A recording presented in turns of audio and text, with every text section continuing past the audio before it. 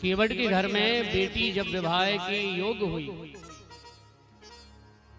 केवट के पुत्रों ने कहा, पिताजी घर में धन तो है नहीं और बेटी का विवाह, बहन का विवाह तो हमें करना है। ध्यान देना, अगर कोई गरीब व्यक्ति के घर में बेटी है और जब उसका विवाह का समय आता है तो भगवान बड़ी कठिन परीक्षा लेते हैं। कभी कभी तो उस साल फसल ही कम निकलती है, लेकिन फिर भी भगवान ठाकुर जी सारी की सारी व्यवस्थाएं कर देते हैं। केवट के पुत्रों ने कहा, पिताजी आप यदि कहें तो हम किसी व्यापारी धनी से कुछ पैसे उधार ले लेते हैं, मेहनत करके चुका देंगे, बहन का विवाह कर देंगे। केवट कहने लगा, जो कुछ भी करो रघुनाथ जी जाने। केवट गए एक व्यापारी के यहाँ, जो तय हुआ ब्याज दर से, और पैसे ले लिए।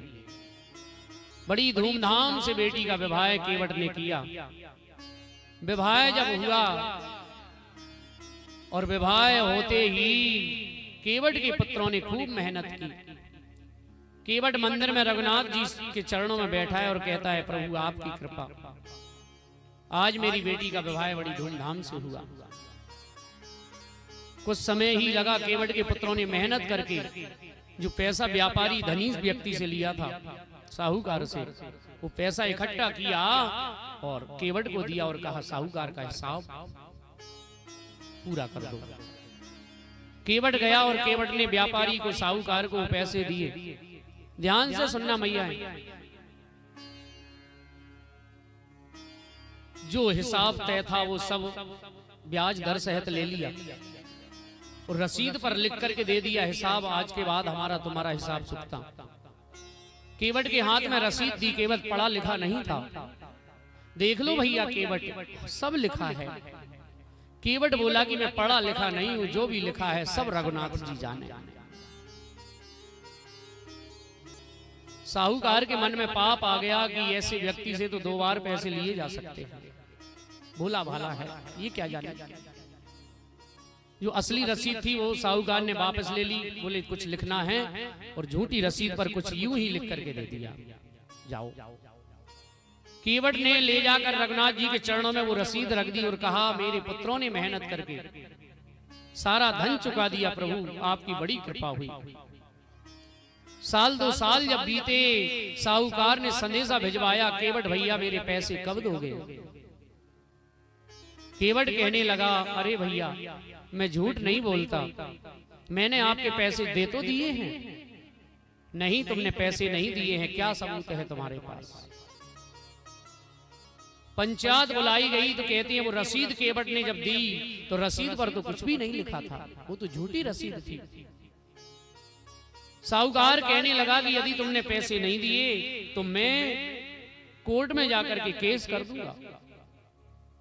अब तो केवट कहने लगा, प्रभु इतना धन तो मेरे पास है नहीं कि मैं केस लड़ सकूं, मैं तो अब आपसे ही लड़ सकता हूं। प्रभु चरणों में गिर गया, सिर रख के भगवान से कहने लगा, प्रभु अब तो आप ही जानो। केवट आज भगवान के चरणों में पड़ा है। उधर साहूकार ने जब केस कर दिया कोर्ट में, तो कोर्ट से तामील आई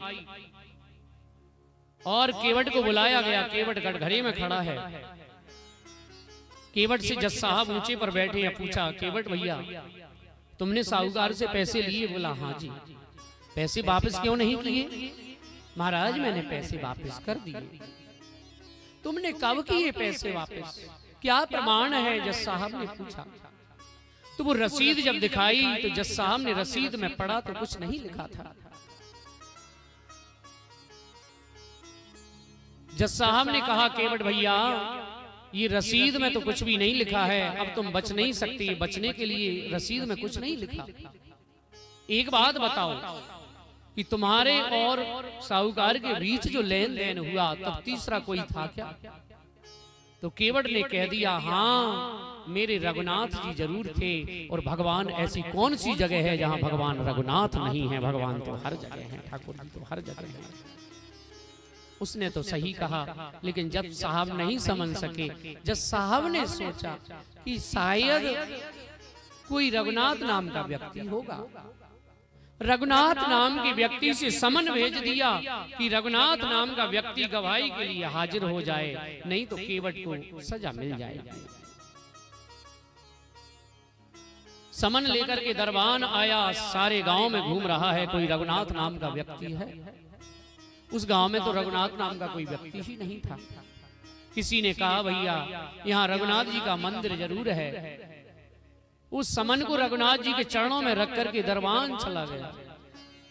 रघुनाथ जी भगवान मन ही मन हंस रहे हैं कि धन्य है, जीवन में बहुत तो भगत तो बहुत देखे, दूध चढ़ावे, दही चढ़ावे, फूल चढ़ावे, पैसा चढ़ावे, वस्त्र चढ़ावे, लेकिन आज पहली बार है कि केस के लिए तामील भी चढ़ने आ गई। धन्य हो गए भाई, भगवान सोच रहे हैं धन्य है, आज तामील भी आ गई, ये कलयुग है महाराज।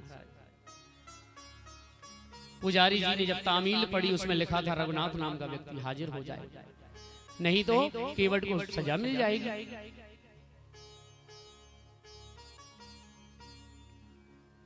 धीरे धीरे उस केवट को पता चला और केवट मन ही मन भगवान के चरणों में बैठा है और कहता है कि हे प्रभु, अब आप ही मेरे संकटों को उबार सकते हो, संकटों को दूर कर सकते हो।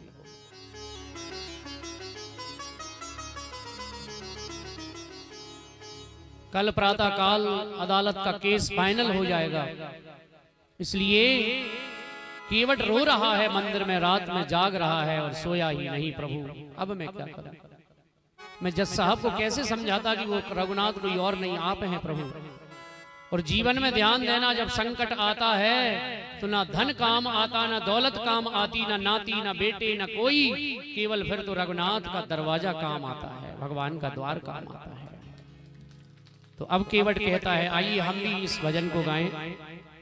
होली का समय चल रहा है, बसंत के बाद होली होने लगती है, तो ये राग काफी में आप लोग भजन सुनेंगे पद, तो गाइए भाव से। केवट कहता है हरि बिना संकट कौन उबारे, हरि बिना संकट कौन निवारे, हरि बिना संकट कौन उबारे, हरि बिना संकट कौन निवारे, हरि बिना संकट कौन निवारे, ओ संकट कौन निवारे, हो संकट कौन निवारे, संकट कौन निवारे, संकट कौन निवारे, हरि बिना संकट कौन निवारे, हरि बिना संकट कौन निवारे। सभी ताली सेवा करते हैं श्री राम।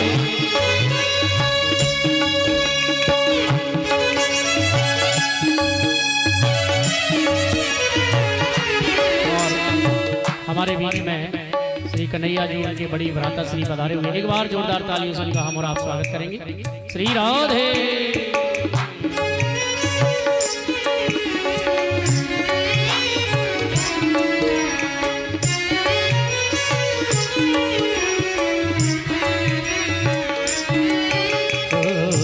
हरि बिना हरि बिना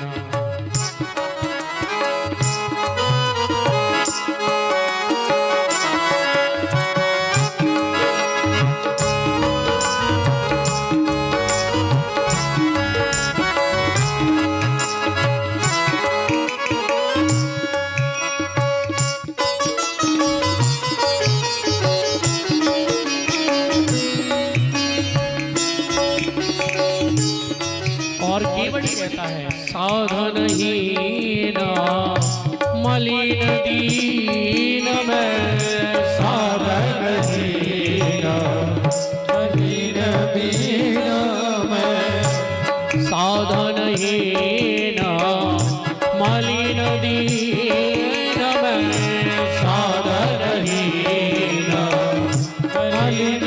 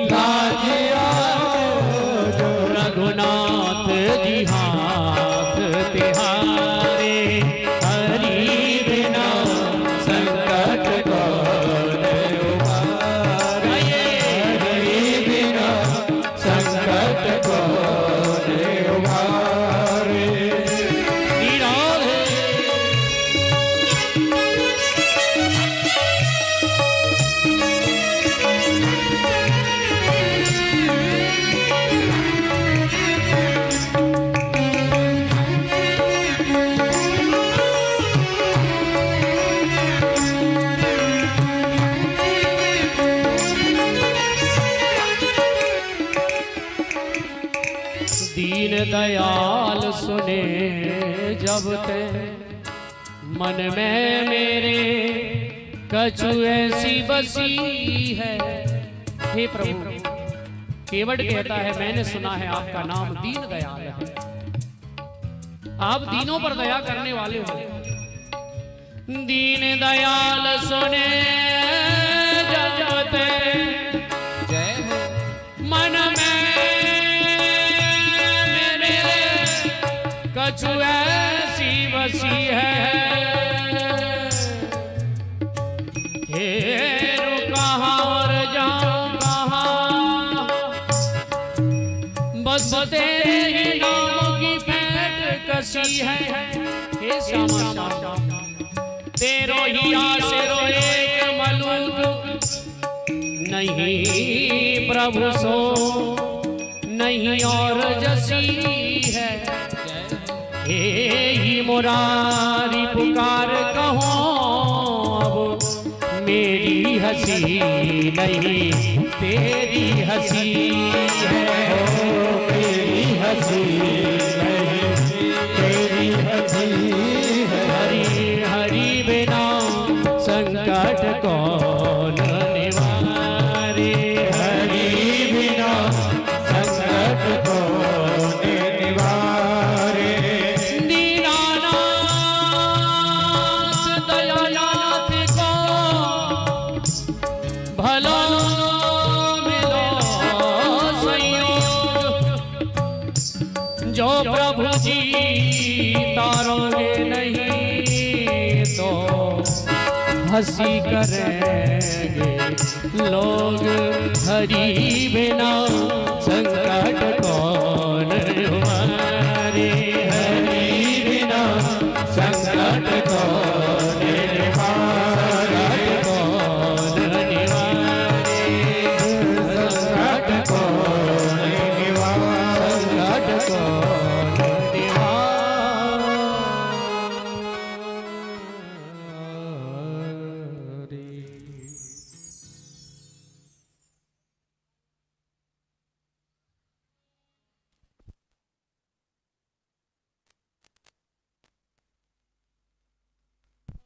दयाल सुने जब ते मन में मेरे कछु ऐसी वसी है। हेरू कहाँ और जाऊं कहाँ, प्रभु तेरे ही नाम की फेंट कसी है। तेरो ही आसरो एक मलूक, नहीं प्रभु सो नहीं और जसी है। यही मुरारी पुकार कहो, अब मेरी हंसी नहीं तेरी हंसी है। हे श्याम सुंदर, हे मेरे रघुनाथ, केवट कहता है कि हे प्रभु, यदि आपने मेरी लाज नहीं बचाई, मैंने सुना है आप दीन दयाल हैं, मैं तो आपके भरोसे पे बैठा हूं, और यदि मेरी लाज आपने नहीं बचाई तो ध्यान देना प्रभु, मेरी हंसी नहीं तेरी हंसी है। इसी तरह रुक्मणी जी के जीवन में भी जब संकट आया, उनके भाई रुक्मी ने शिशुपाल के साथ सगाई की।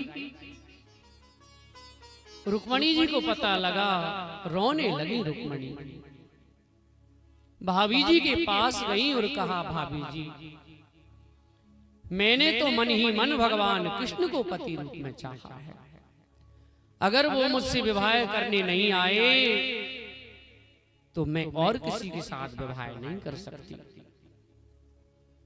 तो रुक्मणी जी कहती हैं, तो भाभी जी ने कहा कि मन छोटा मत करो, भगवान को पत्र लिख दो। तो इसी तरह रुक्मणी जी ने भी भगवान को पत्र लिखा है, और क्या कहा था, हे जावेगी लाज तिहारी नाथ मेरो कहावे रे गो, कहावे रे गो, जावेगी लाज तिहारी। इसी तरह केवट भगवान से स्तुति करता है। प्रातः काल हुआ, अदालत के सामने केवट पहुंच गया। साहूकार भी कटघरे में खड़ा है, केवट भी कटघरे में खड़ा है। अब समय आया और एक दरबान ने आकर के जैसे ही दरवाजे पर आकर के कहा, रघुनाथ हाजिर हो, रघुनाथ हाजिर हो। कोई रघुनाथ नाम का व्यक्ति है, जल्दी से हाजिर हो जाए। लेकिन ध्यान देना, वहां कौन रघुनाथ था। और जब ये वचन दरबान ने कहे कि रघुनाथ हाजिर हैं, रघुनाथ हाजिर हैं, ऐसे 3 नारे जो लगाए हैं। चाल लटपटी सी, एक वृद्ध की सी झुकी सी देह, दुपटी फटी शीस बांधे धर धाये हैं। हाथ माय छड़ी माथे पे, हाथ माय छड़ी पड़ी, तुलसी की गले माल, माथे पे रोरी चारू चंदन लगाए हैं। और साहब के सामने विनीत चपरासी संग, आज रघुनाथ जी गवाह बन आए हैं, आज रघुनाथ जी गवाह बन आए हैं। भगवान आज बूढ़ा वृद्ध की सी झुकी सी देह है, सिर झुका हुआ है, कमर झुक रही है, फटे पुराने कपड़े, माथे पर तिलक, रोरी चारू चंदन लगाए हैं, हाथ में छड़ी है। और भगवान छड़ी लेके धीरे धीरे आगे बढ़े और कटघरे में खड़े हो गए। अब केवट की नजर जैसे ही भगवान रघुनाथ पे पड़ी, केवट रोने लगा। केवट समझ गया कि ये मेरे भगवान है और कोई नहीं समझ रहा है। और केवट कहता है कि हे प्रभु, मन ही मन मेरे लिए आपको इतनी गंदी जगह पर आना पड़ा, मुझसे बड़ा निर्दयी कोई नहीं है संसार में। आप तो संतों के हृदय में रहने वाले हो, आप तो योगियों के हृदय में रहने वाले हो, आप बैकुंठ में रहने वाले हो। प्रभु ये तो बहुत गंदी जगह है, आपको मेरी वजह से यहां आना पड़ा। तो कहते हैं उस समय जज साहब ऊंचे पर बैठे थे, पूछा रघुनाथ जी से, तुम्हारा नाम रघुनाथ? भगवान रघुनाथ जी बोले, हाँ मेरा ही नाम रघुनाथ है। जब केवट के और व्यापारी के बीच लेन देन हुआ, आप थे? तो भगवान ने कहा हाँ मैं था। भगवान ने झूठ नहीं बोला। ऐसी कौन सी जगह है जहां भगवान नहीं है? हरि व्यापक सर्वत्र समाना, प्रेम ते प्रगट होई मैं जाना। भगवान तो सब जगह है। जज साहब ने पूछा कि फिर व्यापारी को पैसे दिए? केवट ने तो भगवान ने कहा हाँ दिए। आप थे उस समय? बोले हाँ मेरे सामने दिए। बोले क्या प्रमाण है? बोले जाओ इतने इतने नंबर के रजिस्टर में वो असली रसीद रखी है जो केवट ने पैसे दिए थे, और इसने जो रसीद बदली है। 2 दरबान गए, जाकर के उस रजिस्टर में देखा गया तो असली रसीद मिल गई। केवट को बेदाग बरी कर दिया और साहूकार को बहुत बड़ा दंड दिया गया। सारी सभा चली गई। केवट कटघरे में खड़ा है, रो रहा है। केवट नहीं जा रहा है। जज साहब ने कहा जाओ ना केवट भैया, तुम तो बेदाग बरी हो गए। तो केवट कहता है कि प्रभु अब मैं कैसे जाऊं? क्यों? बोले मैं इसलिए, अब मैं कहां जाऊं, कहां जाऊं? तज चरण तुम्हारे प्रभु, अब मैं कहां जाऊं? आप अपने घर जाइए। जज साहब ने कहा, बोले महाराज मेरा घर तो वहां है जहां वो रहते हैं। बोले वो कौन? बोले रघुनाथ। और बोले तुम कहां रहते हो? बोले मैं रघुनाथ के यहाँ रहता हूं। तो बोले रघुनाथ कहां रहते हैं? बोले वो मेरे यहाँ रहते हैं। जहां मैं रहता हूं वहां वो रहते हैं, वहां वो रहते हैं, वहां मैं रहता हूं। बोले वो जगह कौन सी है? बोले वो मंदिर में रहते हैं। वही तो रघुनाथ थे जो खड़े होकर के गवाही दे करके चले गए। जज साहब के हाथ से कहते हैं बड़ी बड़ी जो किताबें पड़ी थी नीचे गिर गई। हे भगवान, तीनों लोगों के नाथ, बड़े बड़े संत, अमलात्मा विमलात्मा संत, जिनके दर्शन के लिए हजारों वर्ष तपस्या करते हैं, वो झांकी एक क्षण के लिए हृदय में नहीं आती। ब्रह्मा विष्णु महेश, जिनकी आराधना जीवन भर करते हैं, लेकिन वो झांकी एक क्षण के लिए नहीं आती। और वो झांकी इस बिना पढ़े लिखे गरीब के लिए, भगवान केवट के लिए यहाँ गवाही देने के लिए, और एक वृद्ध का शरीर लेकर के आए। मैं तो धन्य हो गया। उसी दिन से जज साहब ने सब कुछ त्याग दिया, अपना इस्तीफा दिया और वृंदावन में गए और बिहारी जी के मंदिर के सामने खड़े रहते हैं। बाबा जी बन गए। लोगों ने कहा कि भीतर चलो ना भीतर। तो वो जज साहब जो बाबा जी बन गए वो भीतर नहीं जाते, बोले कैसे जाऊं?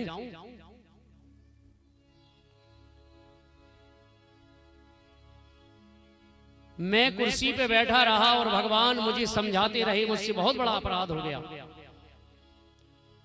शिव नारद सारद शेष गणेश के नहीं ध्यान में आते रहे हैं, सुइयाज विनीत अदालत में केवट के गवाह कहाते रहे हैं, सुइयाज विनीत। भगवान हाथ जोड़े खड़े रहे और मैं कुर्सी पे बैठा रहा और मुझसे बहुत बड़ा अपराध हो गया। वो जज साहब बाबा जी बन गए, वो कहते हैं कि अब जब तक ये जीवन रहेगा, शरीर रहेगा, मैं कभी नीचे नहीं बैठूंगा। मेरा यही अपराध है, यही मेरा पश्चाताप है, यही मेरा त्याग है। और कहते हैं सुख धोगे उदरस दियो का भयो, दुख नाहिन जो तज जाते रहे हैं, और कुर्सी पे बना जज बैठा रहा, रघुनाथ खड़े समझाते रहे हैं, मैं कुर्सी पे बना जज, मैं कुर्सी पे बैठा रहा और मेरे रघुनाथ जी समझाते रहे। अब तो जब तक ये जीवन रहेगा मैं कभी भगवान के सामने नहीं जाऊंगा, कैसे नजर मिलाऊंगा। इस कथा से सीख लें प्रिय सज्जनों,